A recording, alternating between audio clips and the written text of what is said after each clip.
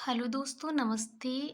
आज हम लोग गुणनखंड विधि से वर्गमूल निकालना सीखेंगे। दोस्तों, हमारा पहला यह क्वेश्चन है, परिमेय संख्या 256 अपान 441 के वर्गमूल ज्ञात कीजिए। दोस्तों, 256 441 के हमें क्या निकालना है दोस्तों? वर्गमूल। ठीक है दोस्तों, क्या निकालना है? वर्गमूल। तो इसका वर्गमूल निकालेंगे दोस्तों गुणनखंड विधि से। 256 का पहले देखेंगे। अगर दोस्तों ये लास्ट में सम संख्या जैसे 2 4 6 8 0, तो वो 2 से पहले देखेंगे। ठीक है, 2 से कटेगी। ठीक है, दो दूनी सॉरी 2 एकम 2, 2 दूनी 4, एक यहाँ बचा, 2 8 16। ठीक है, फिर 2 से काटेंगे क्योंकि लास्ट में क्या है दोस्तों? सम संख्या 8 है। 2 छंग 12, 2 चौके 8। ठीक, फिर 2 से देखेंगे, 2 तिहाई 6। ठीक है, 2 दूनी 4। फिर देखो लास्ट में सम संख्या है, 2 से देखेंगे, 2 एकम 2। ठीक है, 2 छंग 12, लास्ट में सम संख्या है, फिर 2 से देखेंगे, 2 8 16। फिर लास्ट में फिर सॉरी सम संख्या है 8, तो 2 चौके 8।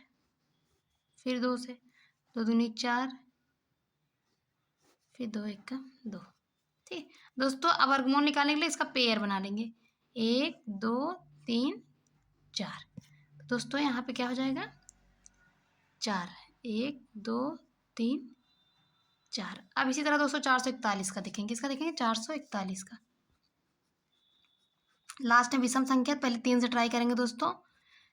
3 एकम 3, यहाँ 1 बचा तो 3 पचे 15 ज़्यादा हो जाएगा, तो 3 चौक 12। ठीक है, और यहाँ 2 बचा, 3 7 21। फिर 3 से देखेंगे, 3 चौके 12, 2 बचा, 3 9 27। आपको पता है दोस्तों 49 7 का वर्ग है, 7 7 49।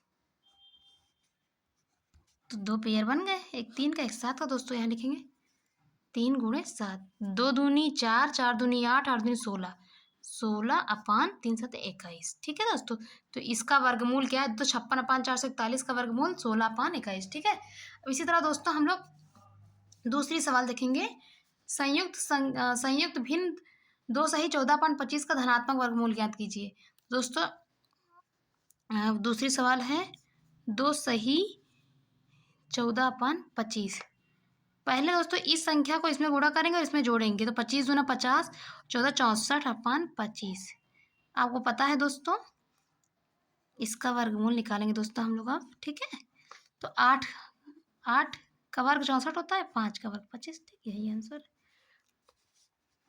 इसी तरह दोस्तों तीसरा देखेंगे, देखिए 121 अपान 625। आपको पता है दोस्तों 11 ग्राम में 121, तो इसका वर्गमूल 11 हो जाएगा और 25 का। ठीक है, अब दूसरा का देखेंगे, ये 7 का हो जाएगा, और ये 7 का, इसका वर्गमूल 7 हो जाएगा, 7 का क्योंकि वर्ग है। अब 225 का दोस्तों हम लोग देख लेते हैं, 225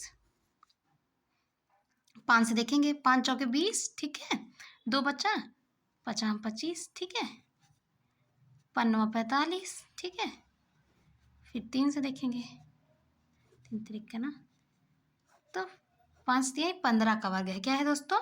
ये वाला 15 का वर्ग। तो आपको पता चल गया है, ये 15 अपान 7 इसका वर्गमूल हो जाएगा। ठीक है, इस तरह दोस्तों हम लोग चौथी सवाल देखते हैं। यहाँ पे एक सेना नायक ने अपने 3600 जवानों की एक टोली को विभिन्न पंक्तियों में इस प्रकार खड़े होने को कहा, जिससे पंक्ति में उतने ही जवान खड़े हों जितने की पंक्तियां हैं। ज्ञात कीजिए कि प्रत्येक पंक्ति में कितने जवान खड़े होंगे। तो दोस्तों प्रत्येक पंक्ति में इसका हम लोग क्या निकालेंगे? वर्गमूल। अंडर रूट 36 क्या होगा? 3600 जवान खड़े होंगे। ठीक है, तो प्रत्येक पंक्ति में जवानों की संख्या अंडर रूट 3600 हो जाएगी दोस्तों। इसी का वर्गमूल निकाल देंगे, हमारा आंसर आ जाएगा। 3600 का वर्गमूल निकालिए दोस्तों। लास्ट में 0 मैंने बताया, अगर सम संख्या पहले 2 से काटेंगे, 2 एकम 2, और फिर यहाँ 1 बचा है तो 2 8 16, और 2 0 हम उतार लेंगे। ठीक दोस्तों, इस तरह फिर 0 है लास्ट में, 2 से करेंगे, 2 9 18, 2 0 उतार लो, फिर 0 है तो 2 से ही कटेगा। ठीक है, तो 2 चौके 8, 2 पंचे 10, 0 हो जाएगा। ठीक है, फिर 2 से कटेगा, 2 दूनी 4, 2 दूनी 4, 2 पंचे 10। अब दोस्तों किससे कटेगा पता है आपको? ये कटेगा 5 से। किससे कटेगा? 5 से। ये 3 से पहले काटते हैं, इसको 3 से भी कट जाएगा। 3 सॉरी 3 सत्ते 21, 3 पचे 15।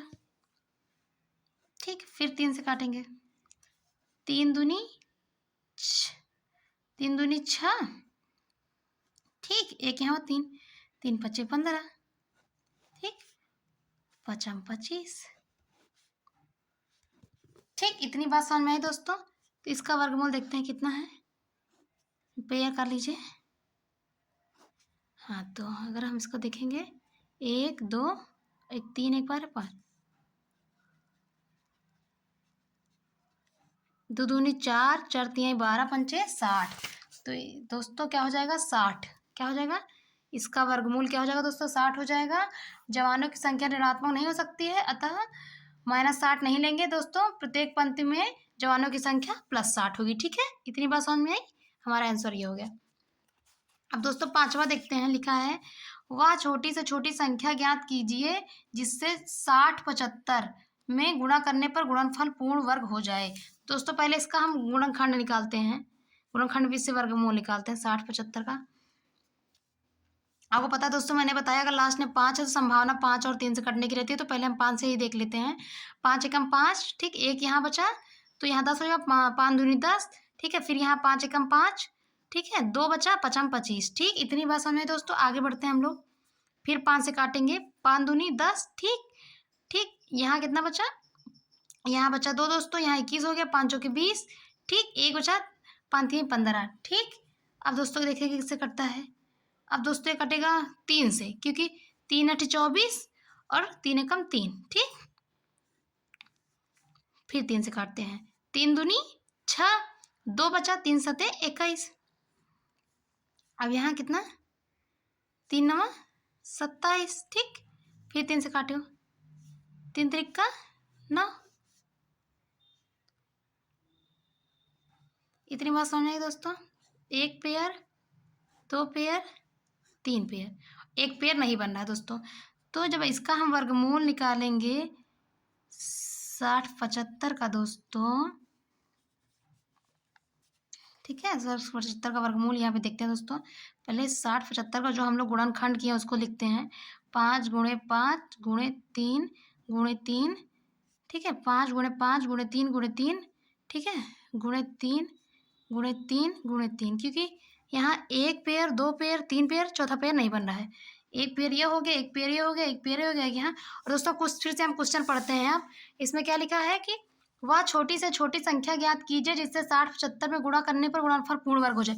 दोस्तों देखिए यहाँ एक पेयर नहीं बन रहा है, अगर यहाँ पे हम 3 से और गुणा कर दें तो ये संख्या पूर्ण वर्ग हो जाएगी, पेयर पूर्ण हो जाएगा। देखिए इसका भी पूर्ण है, इसका भी, इसका भी, इसका भी, ठीक। अगर यहाँ हम 3 से वही गुणा कर देंगे पूर्ण वर्ग संख्या हो जाएगी। ठीक है दोस्तों, तो ये हमारा इसका वर्गमूल निकला है। ठीक, और 6वां क्वेश्चन है 60 75 में किस छोटी से छोटी संख्या से भाग देने पर गुणनफल पूर्ण वर्ग हो जाएगा। दोस्तों देखिए हम इसका यहाँ पे गुणनखंड निकाले हुए हैं और यहाँ 3 3 एक एक्स्ट्रा हो रहा था, ठीक है।